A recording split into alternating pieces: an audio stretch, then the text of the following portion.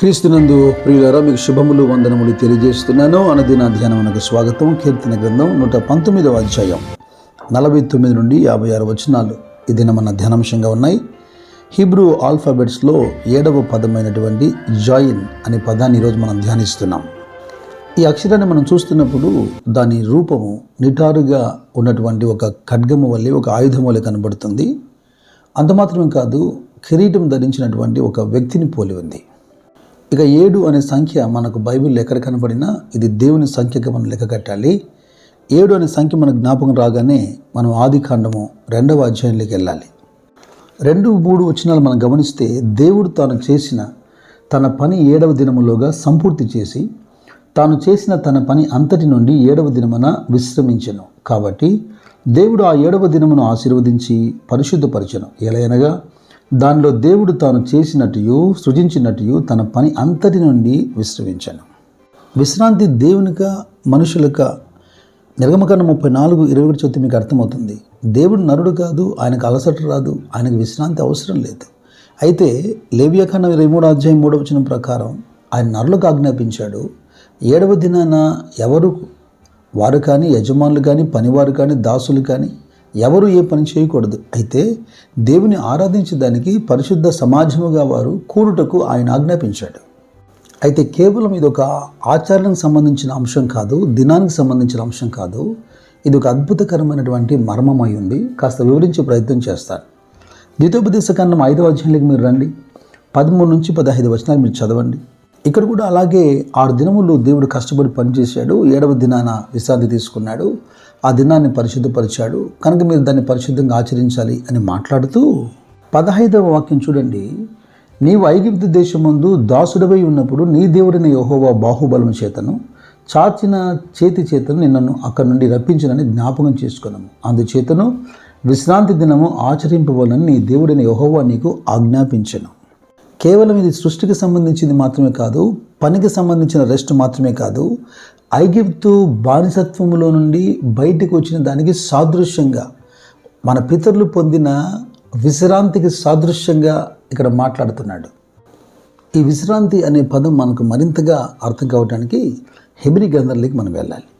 4వ వాక్యం చూడండి.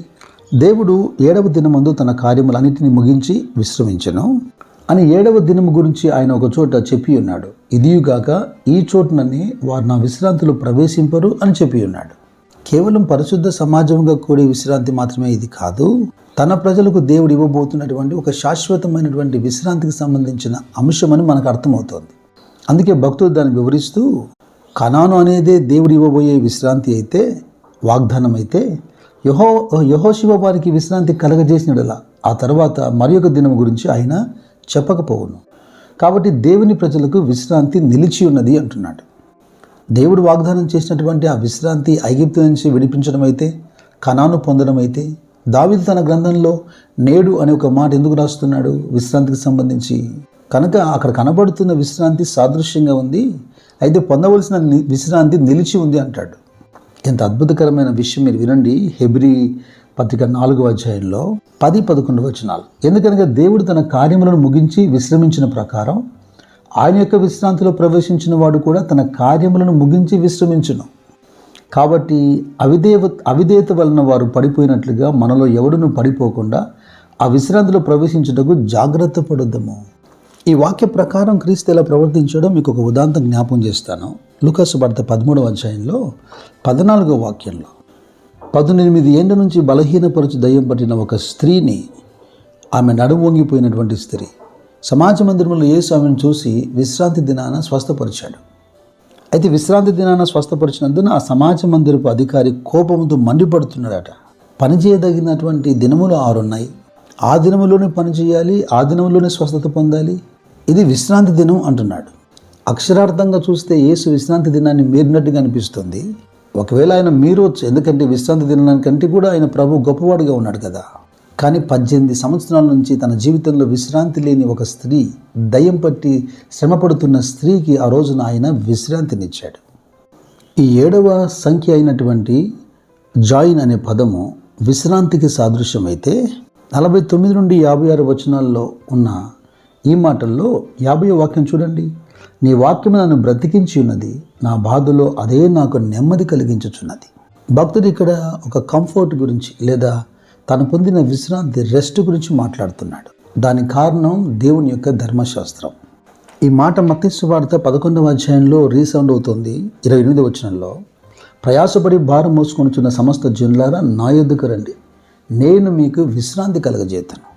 పాత నిబంధనలో సృష్టి ప్రారంభంలో మనం కనపడుతున్నటువంటి ఆ విశ్రాంతి, అలాగే ద్వితీయోపదేశకాండం 5వ అధ్యాయం 15వ వచనంలో ఐగుప్తు నుంచి మన పితరులు బయటకు వచ్చిన వారు పొందినటువంటి విశ్రాంతి, హెబ్రీ పత్రిక 4వ అధ్యాయం 6 నుంచి 10 వచనాల్లో భక్తుడు చెబుతున్నటువంటి ఈ విశ్రాంతి క్రీస్తు యేసులో మనకు లభించుచున్నది. యోహాను సువార్త 6వ అధ్యాయము 35 నుంచి 37 వచనాలు చెప్పబడినట్టుగా, ఆయన ఎదుకొచ్చువాడు ఇక ఏమాత్రమో ఆకలి గొనని విశ్రాంతి, ఆయన ఎదుకొచ్చువాడు ఏమాత్రం ఇక దాహం గొనని విశ్రాంతి.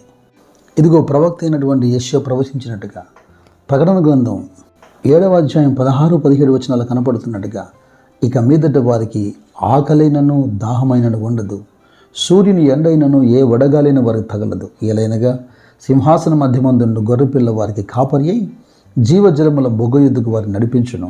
దేవుడే వారి కన్నుల నుండి ప్రతి బాష్ప బిందువును తుడిచివేయును.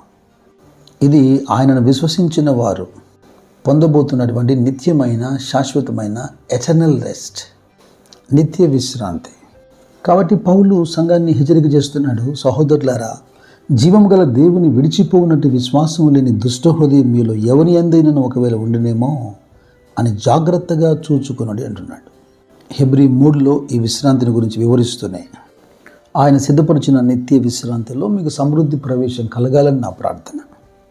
కృప మీకు తోడైనను గాక. God bless you. God bless you.